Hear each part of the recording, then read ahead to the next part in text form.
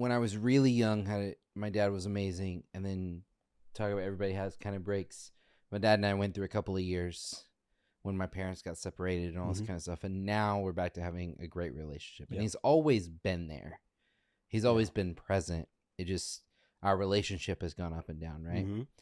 But he's an amazing human being, and we have a great relationship now. But I think that like when my wife was pregnant with our first child in particular, there were a lot of thoughts that I had about things that my dad had done or things that my dad had said, and the thought of like, I feel like you can fall in this trap of like, I'm going to be just like my dad, or I'm absolutely not going to be my dad. Right. So like, how did that experience growing up play into like before your child was born, what were the thoughts going through your head? Yeah, that's funny you mentioned that. I remember feeling just absolute fear and apprehension, and this is too big for me. I'm not equipped for this. I didn't have a good example growing up. Who am I to give some other kid an example for what I didn't have? You know, you can't lead anybody anywhere you haven't been before. So who am I? You know what? Who am I to teach this kid how to be a man? My dad didn't teach me about it, you know. But that's the wonderful part of Scripture, is that like God gives us a model of fatherhood and how He looks at His children, how He treats His children, how He disciplines His children. He gives us the most effective model you could ever be. So you could ever have. So I'm just so thankful that he got me at a young age, and he didn't let me go. He didn't let me be a victim of my statistics or my demographic. And he got a hold of me young, and you know. So when you hear like the term like fatherhood, being a father, when you think about that, like at its core, what are the things that come to your mind immediately, or what like kind of just resonates in your chest of what that means? Yeah.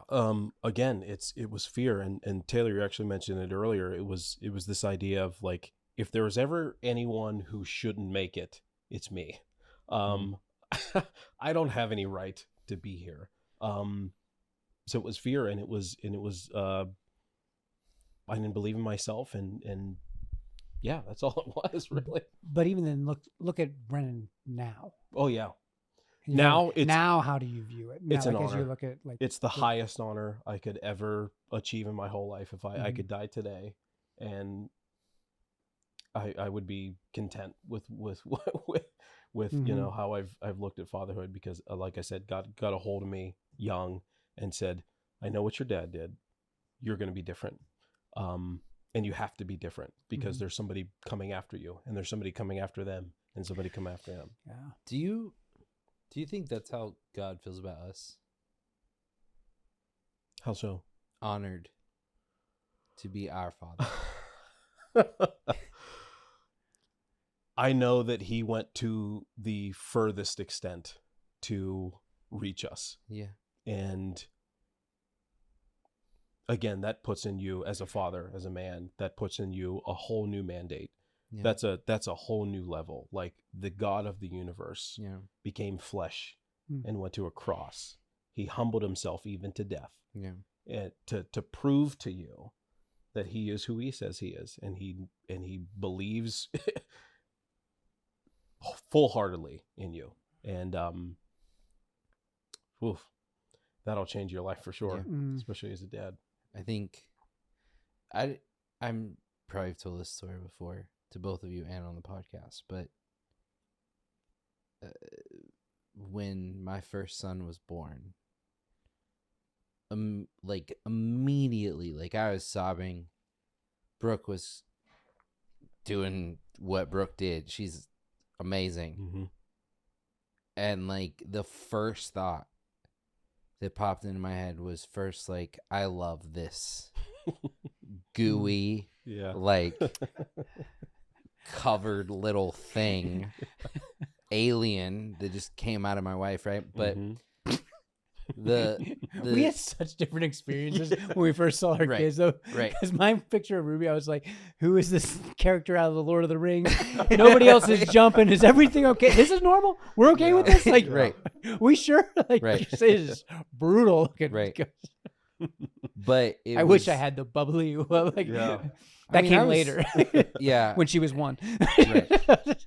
Right. Well, the births were very different for. I mean, they still look the same, though, right? I mean, they Generally, look strange. I was My freaked fighting out. Urukai. More like a golem kind of thing. Golem, yeah. But this like second thought, the immediately follow up thought, like standing there, I hadn't even held him yet, was like, this is what unconditional love is.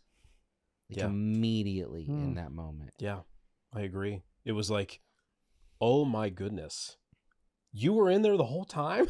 Right. Like, there was a whole person in there. Right. And I'm like, and now I'm responsible for you. Oh my goodness. Right. It was a new level. But I personally feel like something clicked, like in the hospital room in that moment of like, I didn't know how. And like before my first child, like I had never changed a diaper. Like I'd never done any of that. Right. But like, and there was that nervousness, I think that you were talking about of like, how am I supposed to do this? And I had an example. Yeah. Right. But at the same time, it's like in that moment, all of a sudden it was like, it doesn't matter. Yeah. It doesn't matter. I'm going to figure it out. And I'm going to take care of you. Like I'm going to protect you. I'm going to provide. I'm going to do whatever it takes to be here for you. Put up or shut up. Time to go. Time to roll. Let's do it. Yeah.